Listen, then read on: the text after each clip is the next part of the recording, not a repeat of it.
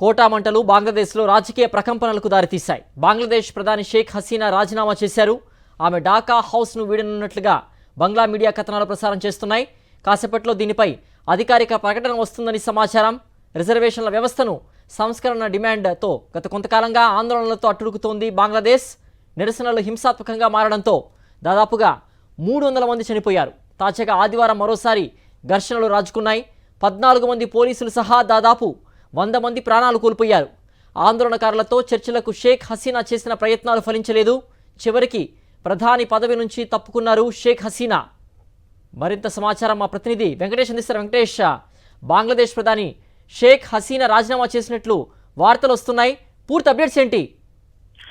బంగ్లాదేశ్ లో చెలరేగినటువంటి హింస నేపథ్యంలో బంగ్లాదేశ్ ప్రధాని షేక్ హసీనా తన పదవికి రాజీనామా చేసినట్లు సమాచారం ఉంటుంది.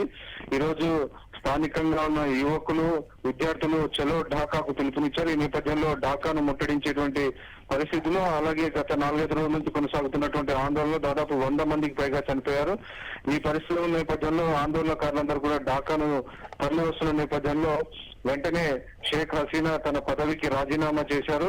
అలాగే ఆమె తలదాచుకునేందుకు భారత్ కు వస్తున్నట్టు సమాచారం ఉంటుంది. పశ్చిమ బెంగాల్లో ఆమెకు అక్కడ ఆశ్రయం కల్పించేటువంటి అవకాశాలు మనకు కనబడుతున్నాయి. నిజానికి ప్రధానంగా కోటా అంశం వల్ల బంగ్లాదేశ్ లో పెద్ద ఎత్తున ఆందోళన చెలరేగుతున్నాయి. ఎవరైతే పాకిస్తాన్ కు వ్యతిరేకంగా బంగ్లాదేశ్ విమోచన ఉద్యమంలో పాల్గొన్నారో ఆ కుటుంబాలకు, ఆ స్వతంత్ర సమరవీరుల కుటుంబాలకు 30% రిజర్వేషన్లు ఇవ్వాలనేటువంటి ఒక నిర్ణయం ఈ రోజు ఈ హింసకు ప్రధాన కారణమైంది. ఇది ఖచ్చితంగా వివక్షతో కూడినటువంటి నిర్ణయం.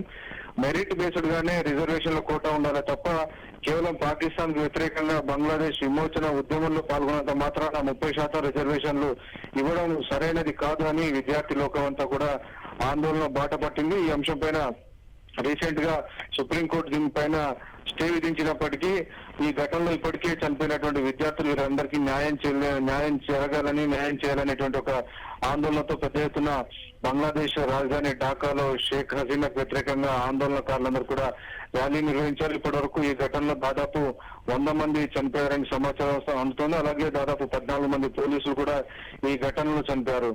ఈ పరిస్థితుల మధ్యలో అక్కడ ఢాకాలో షేక్ హసీనా ఉండడం క్షేమం కాదని నిఘా వర్గాల సమాచారం నేపథ్యంలో ఆమె ప్రత్యేక మిలిటరీ హెలికాప్టర్ లో నేరుగా ఢాకా విడిచి భారత్ లో ఆశ్రయం పొందేందుకు వస్తున్నట్టు సమాచారం వస్తుంది. సో ఆమెను పశ్చిమ బెంగాల్లోనే ఆమెకు ఆశ్రయం కల్పించేటువంటి అవకాశాలు కనబడుతున్నాయి. నిజానికి ఆమెకు ఈ భారత్ కు వచ్చే కంటే ముందే జాతిని ఉద్దేశించి ప్రసంగించాలనుకున్నప్పటికీ అది సాధ్యం కాలేదు. దాంతో ఇప్పుడు బంగ్లాదేశ్ ఆర్మీ చీఫ్ బంగ్లాదేశ్ ప్రజలను ఉద్దేశించి మాట్లాడేటువంటి అవకాశాలు మనకు కనబడుతున్నాయి. సో మొత్తానికి ఈ రిజర్వేషన్ లో కోటా ఉద్యమం బంగ్లాదేశ్ ప్రధాని షేక్ హసీనా రాజీనామాకు దారితీసింది. దాదాపు 20 సంవత్సరాల పాటు వేర్వేరు టర్మ్ లో ఆమె ప్రధానమంత్రిగా కొనసాగారు. రీసెంట్ గానే ఆమె మరోసారి బంగ్లాదేశ్ ప్రధానిగా ఎన్నికైనటువంటి పరిస్థితి మనం చూసాం.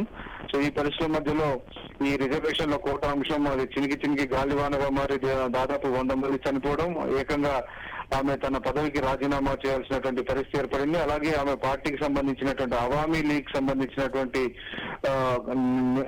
నాయకులను కూడా చాలా మంది 4-5 ఆందోళనకారులు కొట్టి చంపారు. సో ఈ పరిస్థితి చాలా చేయిదారుతున్నటువంటి నేపథ్యంలో ఇప్పటికీ అక్కడ ఇంటర్నెట్ సేవలన్నిటిని కూడా నిలిపివేశారు. అలాగే ప్రస్తుతం ఆందోళనకారులందరూ కూడా ఢాకాను చుట్టుముట్టడంతో ఇమీడియట్ గా ఆమె అక్కడ నుంచి బయటికి వెళ్లాల్సినటువంటి పరిస్థితి ఏర్పడింది. అక్కడే కనుక ఉంటే ఆమె ప్రాణాలకు ప్రమాదం ఏర్పడేటువంటి పరిస్థితి ఉన్న నేపథ్యంలో మిలిటరీ హెలికాప్టర్ లో ప్రత్యేకంగా ఆమె బెంగాల్ కు వస్తున్నట్టు సమాచారం వస్తుంది. ఓకే వెంకటేష్, కోటా మంటలు బంగ్లాదేశ్లో రాజకీయ ప్రకంపనలు దారితీశాయి. బంగ్లాదేశ్ ప్రధాని షేక్ హసీనా రాజీనామా చేశారు. ఆమె ఢాకా హౌస్ను వీడినట్లు బంగ్లా మీడియా కథనాలు ప్రసారం చేస్తోంది. కాసేపట్లో దీనిపై అధికారిక ప్రకటన వస్తుందని సమాచారం. రిజర్వేషన్ల వ్యవస్థను సంస్కరణ డిమాండ్తో గత కొంతకాలంగా ఆందోళనలతో అట్టుడుకుతోంది బంగ్లాదేశ్. నిరసనలు హింసాత్మకంగా మారడంతో దాదాపు 300 మంది చనిపోయారు. తాజాగా ఆదివారం మరోసారి ఘర్షణలు రాజుకున్నాయి. 14 మంది పోలీసులు సహా దాదాపుగా 100 మంది ప్రాణాలు కోల్పోయారు. ఆందోళనకారులతో చర్చలకు షేక్ హసీనా చేసిన ప్రయత్నాలు ఫలించలేదు. చివరికి ప్రధాని పదవి నుంచి తప్పుకున్నారు షేక్ హసీనా. కోటా మంటలు బంగ్లాదేశ్లో రాజకీయ ప్రకంపనలకు దారితీశాయి. బంగ్లాదేశ్ ప్రధాని షేక్ హసీనా రాజీనామా చేశారు. ఆమె ఢాకా హౌస్ను వీడినట్లు బంగ్లా మీడియా కథనాలు ప్రసారం చేస్తున్నాయి. కాసేపట్లో దీనిపై అధికారిక ప్రకటన వస్తుందని సమాచారం. రిజర్వేషన్ల వ్యవస్థను సంస్కరణ డిమాండ్తో గత కొంతకాలంగా ఆందోళనలతో అట్టుడుకుతోంది బంగ్లాదేశ్. నిరసనలు హింసాత్మకంగా మారడంతో దాదాపు 300 మంది చనిపోయారు. తాజాగా ఆదివారం మరోసారి ఘర్షణలు రాజుకున్నాయి. 14 మంది పోలీసులు సహా దాదాపు 100 మంది ప్రాణాలు కోల్పోయారు. ఆందోళనకారులతో చర్చలకు షేక్ హసీనా చేసిన ప్రయత్నాలు ఫలించలేదు. చివరికి ప్రధాని పదవి నుంచి తప్పుకున్నారు షేక్ హసీనా. ఎవరైతే బంగ్లాదేశ్ విముక్త పోరాటంలో పాల్గొన్నారో వారి కుటుంబాలకు, వారి పిల్లలకు 30% రిజర్వేషన్లు కల్పిస్తూ కూడా బంగ్లా సర్కార్ నిర్ణయం తీసుకుంది. దీనిపై బంగ్లా సుప్రీంకోర్టు కూడా స్టే విధించింది. అయినప్పటికీ కూడా విద్యార్థులు ఏమాత్రం తగ్గలేదు. వీధుల్లోకి వచ్చి పోరాటాలు చేస్తున్నారు. షూట్ అట్ సైట్ ఆర్డర్స్ని కూడా లెక్క చేయడం లేదు. బంగ్లాదేశ్ ప్రధాని షేక్ హసీనా రాజీనామా చేయాలంటూ పెద్ద ఎత్తున నిరసనలు చేపడుతున్నారు. బంగ్లాదేశ్ వ్యాప్తంగా హింసాత్మక ఘటనలు జరుగుతున్నాయి. సో బంగ్లాదేశ్కి ప్రధానిగా రాజీనామా చేసిన షేక్ హసీనా నెక్స్ట్ ఎక్కడ ఆశ్రయం పొందుతారు అనేటువంటి ఒక క్వశ్చన్ నెలకొంది. మేబీ వెస్ట్ బెంగాల్, పశ్చిమ బెంగాల్లో ఆశ్రయం పొందే అవకాశాలు ఉన్నట్లుగా కూడా తెలుస్తున్నాయి. మరి కాసేపట్లోనే ఈ విషయాలపై క్లారిటీ వచ్చే అవకాశం ఉంది. జాతిని ఉద్దేశించి రాజీనామా ముందు షేక్ హసీనా ప్రసంగిస్తారని కూడా వార్తలు వచ్చాయి. కానీ ఉండేటువంటి సెన్సిటివ్ కారణాల వల్ల కూడా ఆ యొక్క ప్రసంగం అనేటువంటిది రికార్డ్ అయినట్టుగా తెలుస్తోంది, రికార్డ్ కానట్టు తెలుస్తోంది.